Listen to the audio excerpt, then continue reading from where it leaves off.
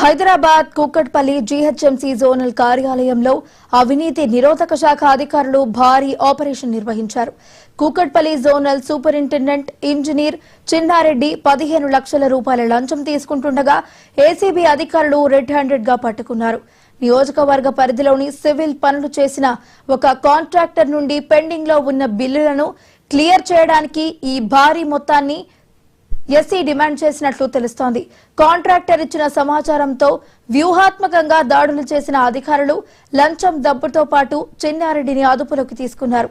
ప్రస్తుతం జోనల్ కార్యాలయంతో పాటు ఆయన వ్యక్తిగత నివాసంలో కూడా సోదాలు కొనసాగుతున్నాయి. ఈ సోదాలో అక్రమ ఆస్తులకు సంబంధించిన కీలక పత్రాలు లభ్యమయ్యే అవకాశం ఉన్నట్లు అధికారులు భావిస్తున్నారు.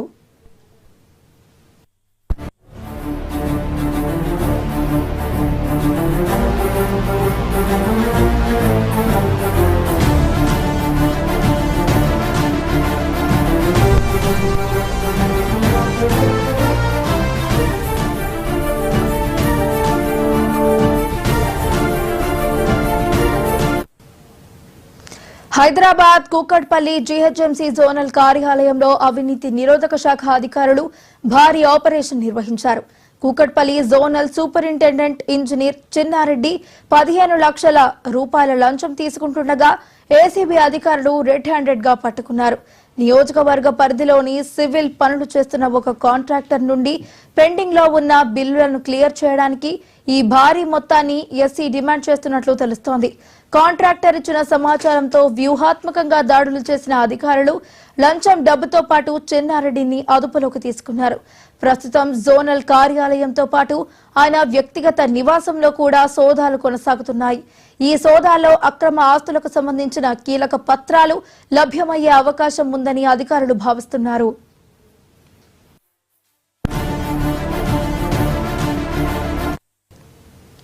హైదరాబాద్ కూకట్పల్లి జీహెచ్ఎంసీ జోనల్ కార్యాలయంలో అవినీతి నిరోధక శాఖ అధికారులైతే భారీ ఆపరేషన్ నిర్వహించడం జరిగింది. ఇక ఇదే అంశానికి సంబంధించి మరింత సమాచారాన్ని మా స్పెషల్ కరెస్పాండెంట్ దుర్గేష్ అందించడానికి సిద్ధంగా ఉన్నారు. దుర్గేష్,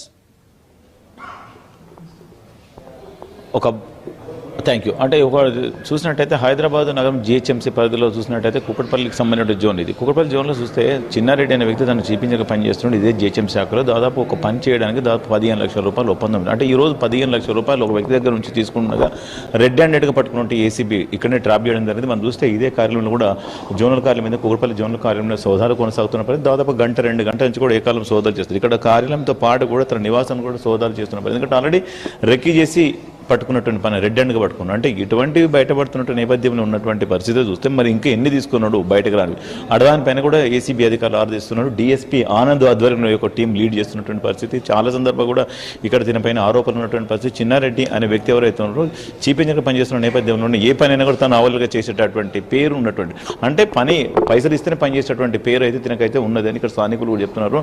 ఏ పని కూడా ఆపాడు, పైసలు ఇస్తే పని చేస్తాడు. అటు అందరినీ నేను ఆల్రెడీ అడిగిందంతా కూడా 20 లక్షలు కూడా డిమాండ్ చేయడం జరిగింది. ఈ రోజు కేవలం 15 లక్షల రూపాయలు ఇస్తానని డీలు కుదుర్చుకున్నట్టు నేపథ్యంలోనే ఏసీబీ అధికారులు మొత్తం ఒక ప్లాన్ ప్రకారమే కరెక్ట్గా తీసుకుంటున్న సమయంలోనే రెక్కీ చేసి పట్టుకున్నటువంటి నేపథ్యంలోనే 15 లక్షల రూపాయలు కూడా స్వాధీనం చేసుకుందని తన దగ్గర ఉన్న సెల్ ఫోన్స్ వాటిని కూడా స్వాధీనం చేసుకుని తన కార్యాలయం తన కూర్చున్న సీట్ ఏదైతుందో అక్కడ కూడా సోదాలు చేస్తున్నటువంటి ఒక టీం ఉంది. ఇక్కడ టీం ఉంది.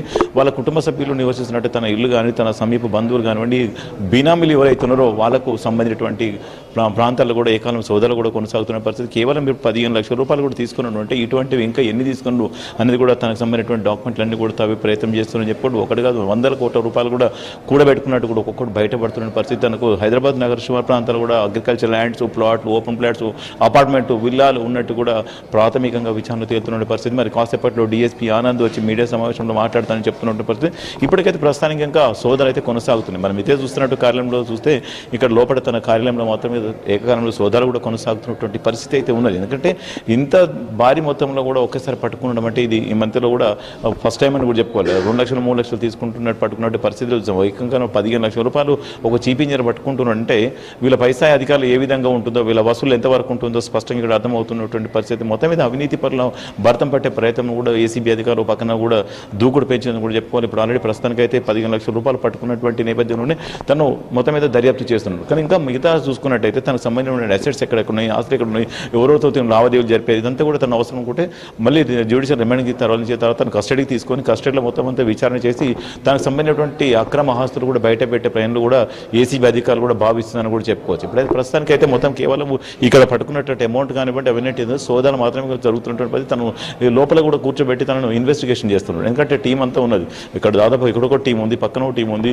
మరి తనకు సంబంధించిన కుటుంబ సభ్యులు నివసిస్తున్నట్టు ఆ ప్రాంతంలో కూడా సోదాలు చేస్తున్నటువంటి పరిస్థితి.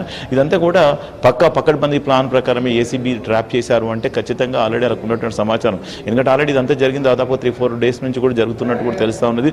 ఎవరైతే తనకు పని కోసం వచ్చి కాలయాపన చేసినప్పుడు కూడా పని చేయకపోవడము, ఏసీబీ అధికారులు సంప్రదించడము, ఈ 15 లక్షల రూపాయలు ఒకేసారి ఇవ్వాలని చెప్పి తిని డిమాండ్ చేయడము, ఆ డిమాండ్ చేసిన నేపథ్యంలో ఏసీబీలో చెప్తే ఏసీబీ అధికారులు ఒకసారి వాళ్ళ పని పట్టుకున్నటువంటి పరిస్థితి, రెడ్ హ్యాండ్గా పట్టుకున్నటువంటి పరిస్థితి అయితే ఉన్నది. ఈ 15 లక్షల రూపాయలు ఎవరు ఇచ్చారు, ఎందుకు ఇచ్చారు, ఈ ఫేవర్ ఎందుకు పనిచేయలేకపోయిండు, ఇదంతా కేవలం ప్రభుత్వానికి సంబంధించినటువంటి ఫేవర్ చేయడానికి ఇంత 15 లక్షల రూపాయలు డిమాండ్ చేశానంటే వీళ్ళ పరిస్థితి ఏ విధంగా ఉంటుంది, జిహెచ్ఎంసీ డిపార్ట్మెంట్ ఏ విధంగా ఉంటుందని కూడా చూసినట్టయితే ఒకటి కాదు 2 అపార్ట్మెంట్ కట్టాలన్నా, ప్రాపర్టీ కావాలన్నా, ఏదేమైనా సరే అండి మొత్తం పైసలు ఇస్తేనే పని జరుగుతుంది అనుకో. ఇక్కడ ఈ రోజు కళ్ళకు కట్టినట్టే అద్దం కట్టినట్టు కనిపిస్తుంది. ఎందుకంటే ఈ ల్యాండ్లకు సంబంధించిన ఏదైతే ప్రాపర్టీస్ కానివ్వండి, ట్యాక్స్ కానీ ఏదైతే మన జిహెచ్ఎంసీలో ఉన్నటువంటి అవినీతి పట్ల భర్తం పట్టేందుకు ఏసీబీ అధికారులు కూడా దూకుడు పెంచని చెప్పుకోవచ్చు. ప్రస్తుతానికి అయితే చిన్నారెడ్డిని పట్టుకున్నారు. తినలాంటి అధికారులు అవినీతి పనులు ఇంకా ఎంతమంది ఉన్నారు అనే దానిపైన కూడా ఆరాధిస్తున్నటువంటి పరిస్థితి అయితే ఉన్నది. ప్రస్తుతానికైతే తను దర్యాప్తు చేస్తున్నారు. తను ఎప్పటి నుంచి ఇక్కడ పనిచేస్తున్నాడు, ఇంతకుముందు ఎక్కడ పనిచేస్తారు, ఇప్పటి వరకు తన ఆస్తులు ఎంత, ఇదంతా కూడా ఎసెట్స్ అన్ని కూడా అధికారులు కూడా దానిపైన కూడా ఒక విచారణ జరుగుతున్నట్టు కూడా చెప్పుకోవాలి. తన కళ్ళని మళ్ళీ జ్యుడిషియల్ రిమాండ్ తరలించి ఖచ్చితంగా తన కస్టడీ తీసుకొని విచారిస్తే దీనికి సంబంధించిన ఆస్తులు అయితే బయటపడేటువంటి పరిస్థితి అయితే ఉన్నది. కేవలం వచ్చి ఒక ఇంజనీర్గా ఉన్నటువంటి వ్యక్తి ఇంత 15 లక్షల రూపాయలు తీసుకోవడం అయితే మామూలు విషయం కాదు. ఎందుకంటే 15 లక్షల రూపాయలు అంటే ఒకసారి తీసుకోవడం అంటే ఆశ్చర్యపోతున్న పరిస్థితి. ఎందుకంటే ఏసీబీ అధికారులు ఆశ్చర్యపోతే ముందుగా వాళ్ళు ఎవరైతే బాధ్యతను సంప్రదించినప్పుడు కూడా నమ్మలేకపోవడం, 1 లక్ష 2 లక్షలు తీసుకుంటానని భావించినప్పుడు కూడా కాదు, ఇప్పుడు 15 లక్షల రూపాయలు తీసుకొచ్చి ఏకకాలంలో పట్టుకున్నటువంటి నేపథ్యం కనుక చూస్తే మరి తన యొక్క ఆస్తులు భారీగా ఉన్నట్టు కూడా భావిస్తున్న పరిస్థితి. లోపలికి మనం వెళ్ళలేము, లోపటే ఉన్న ఏసీబీ అధికారులు అండ్ చిన్నారెడ్డి లోపల ఉన్నాడు.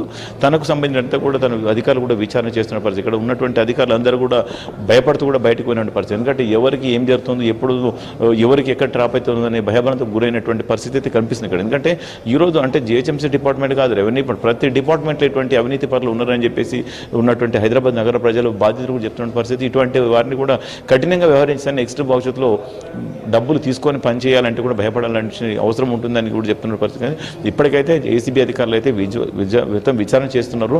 దానికి సంబంధించినటువంటి పూర్తిగా సమాచారం కూడా సేకరిస్తున్నారు కూడా చెప్పుకోవాలి. తను మళ్ళీ ఇప్పుడు విచారణ లోపలే జరుగుతున్నది. అసలు ఎక్కడెక్కడ చేశారు, ఎంత సంపాదించారు, 15 లక్షల రూపాయలు ఎందుకు డిమాండ్ చేశారు, చేయవలసిన అవసరం ఏమొచ్చింది అనే దానిపైన కూడా అధికారులు ఆరా తీస్తున్నట్టు అయితే తెలుస్తుంది లోపల. ఎందుకంటే లోపలికి వెళ్ళినప్పుడు కూడా ఒక 15 నిమిషాలు ఆగమని చెప్పడం జరిగింది. తను బయటకు వచ్చిన తర్వాత పూర్తి వివరాలు వెల్లడిస్తానని చెప్పేసి ఏసీబీకి సంబంధించిన డిఎస్పీ కూడా చెప్పడం జరిగింది. మరి కాసేపట్టు తనను బయటకు పంపించిన తర్వాత తను అదుపులోకి తీసుకొని విచారించి తనను జ్యుడిషియల్ రిమాండ్కి తరలించేందుకు అన్ని ఏర్పాట్లు చేసుకుంటారు. ఇదంతా కూడా ఇప్పుడు ఇక్కడ జరుగుతున్న దర్యాప్తుతో పాటు కూడా వాళ్ళ కుటుంబ సభ్యులతో పాటు ఎక్కడెక్కడ ఉన్నాయో వాటన్నిటిలో కూడా దర్యాప్తు అయితే జరుగుతుందని చెప్పుకోవాలి. ఎందుకంటే 100 కోట్ల రూపాయలు సంపాదించినట్టు కూడా ప్రాథమికంగా ఉన్నటువంటి సమాచారం అవుతున్నది.